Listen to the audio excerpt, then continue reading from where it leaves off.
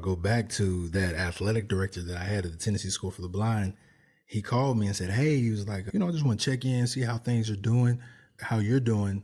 He was like, I see that you're not on the roster for world championships this year. He was like, I remember you we talked, you were talking about injuries. And I was like, yeah, I was like, I think I'm going to have to pretty much retire, hang it up. I was like, I'm just not recovering. It's not the same when I compete. He was like, okay. He was like, so what do you think about coming back to School for the Blind and coaching? I said, once again, like, why would I do that? Yeah. And I remember my mom had always said, you're going to be in a position to speak to people. So my mom's a preacher and my dad's a preacher. I said, I'm not going to be standing in the pulpit preaching. But she always said, you're going to be in front of people, but you're also going to be teaching people. So I remember I heard that in my head when he was talking, and I said, well, he was like, well, you couldn't just coach. He was like, we'd have to put you in the classroom. I said, but I'm not a teacher.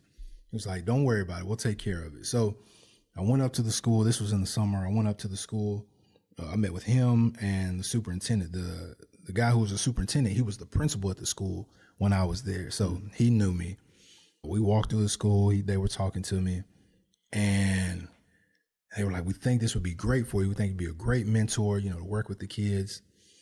I said, all right, let's see what happens. So school year starts. I'm working there. I'm working with students who have multiple disabilities during the day. I'm in a room with what they considered at the time life skill students. So students with multiple disabilities, the students I worked with had aggressive behaviors. So they couldn't really express themselves at times.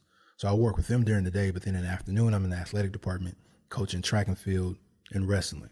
So, man, I started coaching, and it felt really good to do that, to share my expertise.